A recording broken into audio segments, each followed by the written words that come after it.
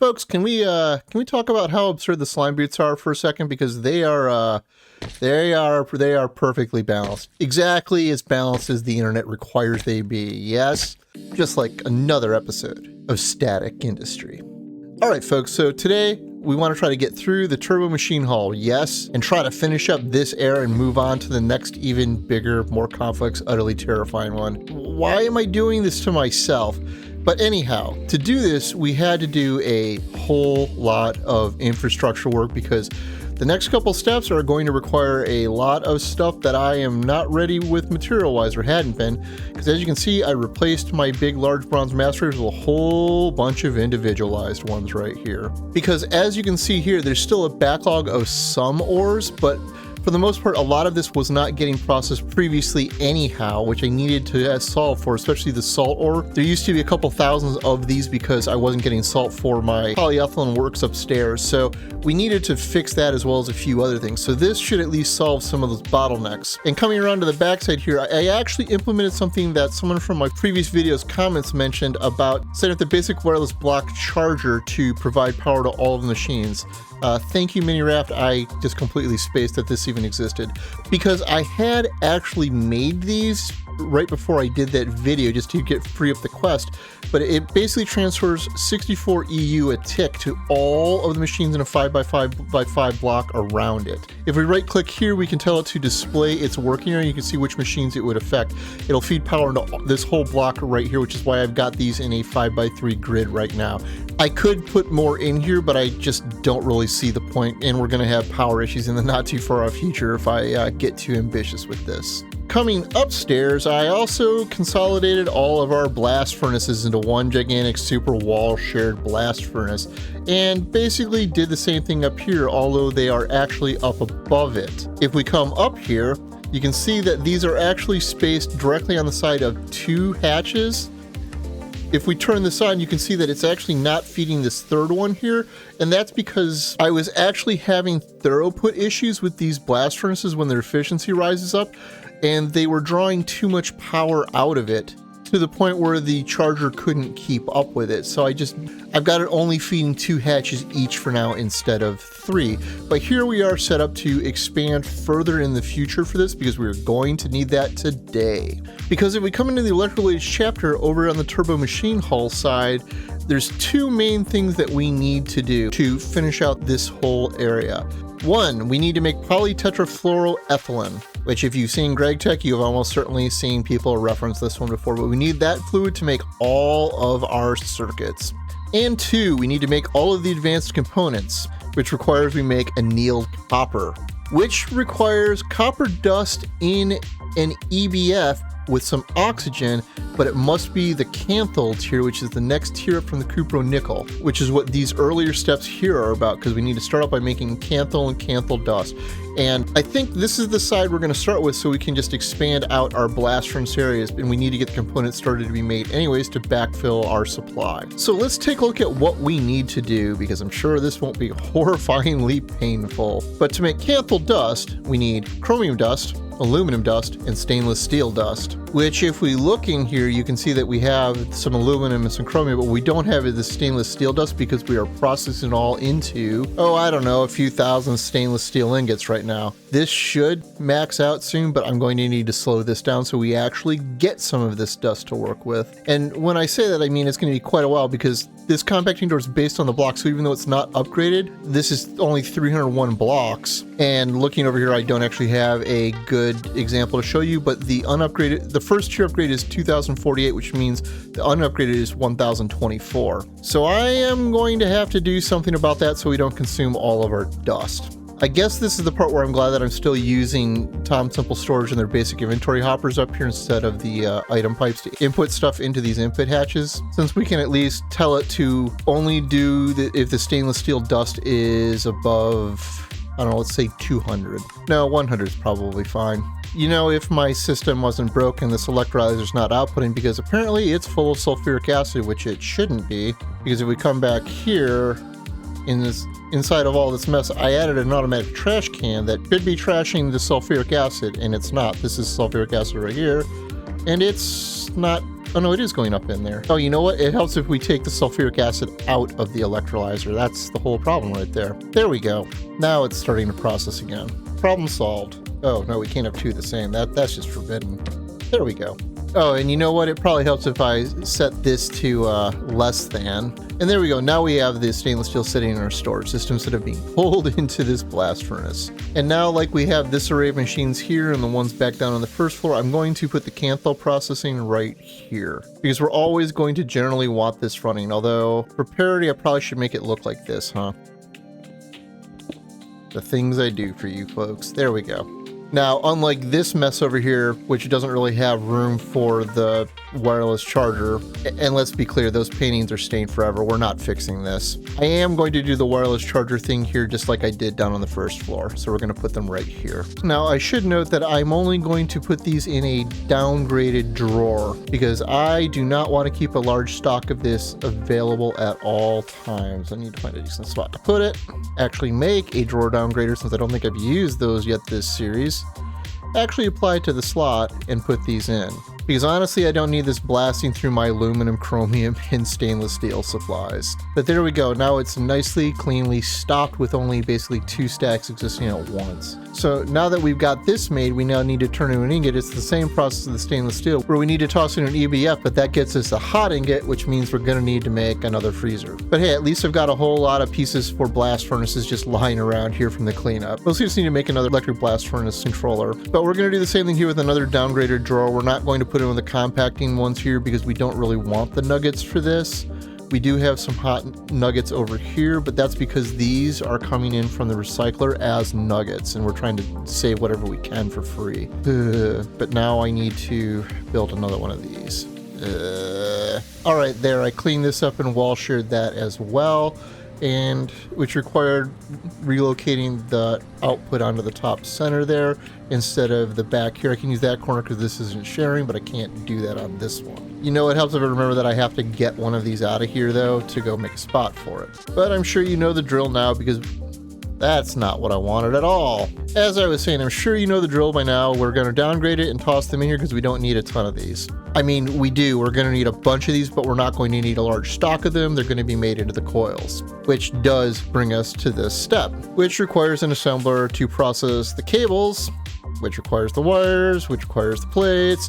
I think you understand how this works. Let me go set up a machine chain. Ah, yes, and the new problem of where am I going to put these plates because I am running out of room in this wall. I really need to push that wall back and put some more drawers in, I think. There, I did it, okay? I even cleaned up the floor on the wall. All right, so I've got the Kanthal coils being made now, but I did run into a problem. Because when making the Kanthal cables, I realized I was running out of synthetic rubber, which is a problem I hadn't expected because it's made in this steel mixture, and this steel mixture requires that it be combined with sulfur, which we have apparently eaten all of it up making sulfuric acid. So now I'm at the point where I'm wondering if we should probably be making styrene butadiene rubber instead, which is another rabbit hole, because it requires us to make styrene and butadiene, which this rabbit hole goes down quite a while. It's one of those things that it's really easy to do if we have the distillation tower.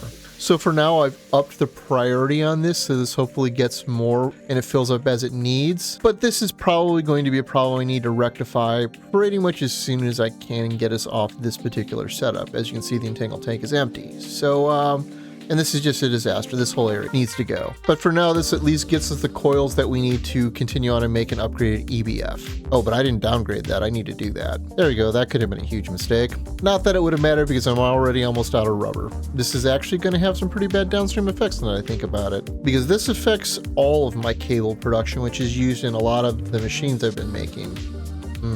You know, I could centrifuge lava for it and get some other byproducts that I don't really care about that much, but that might be better than nothing. Because when we get the lava from an electric mixer processing lava and stone, oh, but this makes it very, very, very slowly.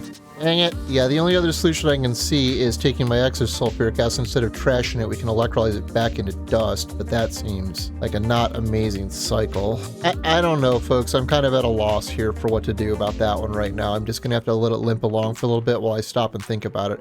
I think I just needed to get it on the other rubber as soon as possible. Anyhow, that brings us to the annealed copper hot ingot, which just requires copper dust and some oxygen in a Kanthal tier EBF. Of course, this means that I now have to pipe oxygen out. Oh, but I do have a huge tank full of it, so I can just put an entangled tank here somewhere. You know, somewhere.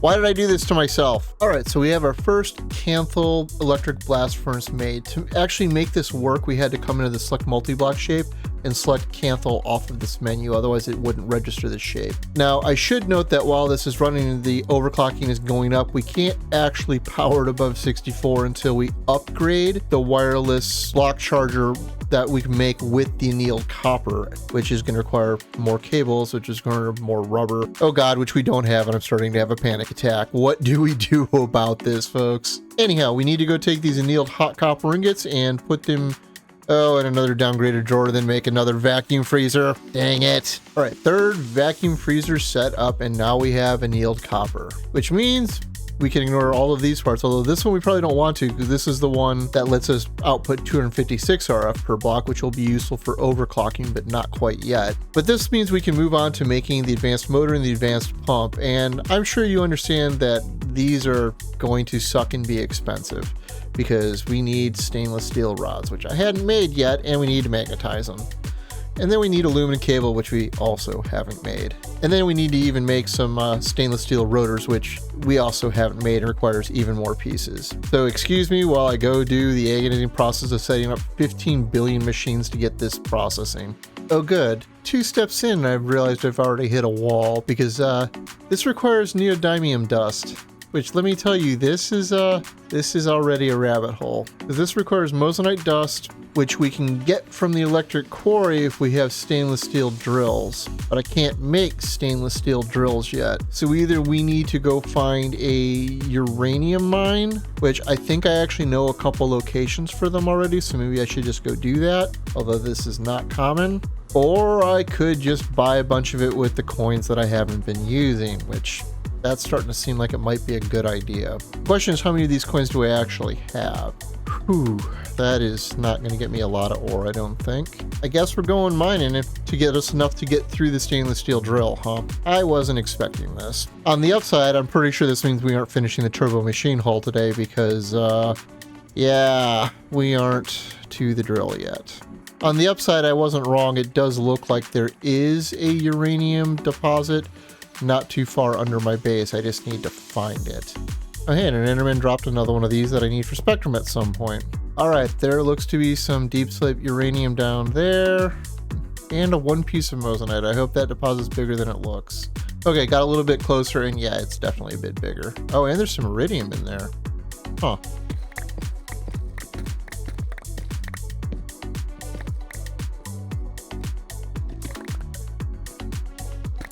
Well, I think that's about the best I'm going to do. I only really see the uranium here at this point.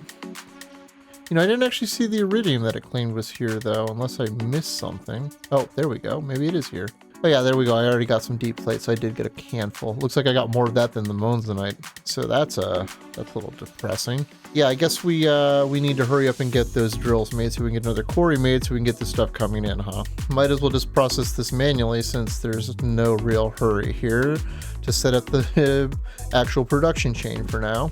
Man, not even a full stack of this. That is distressing.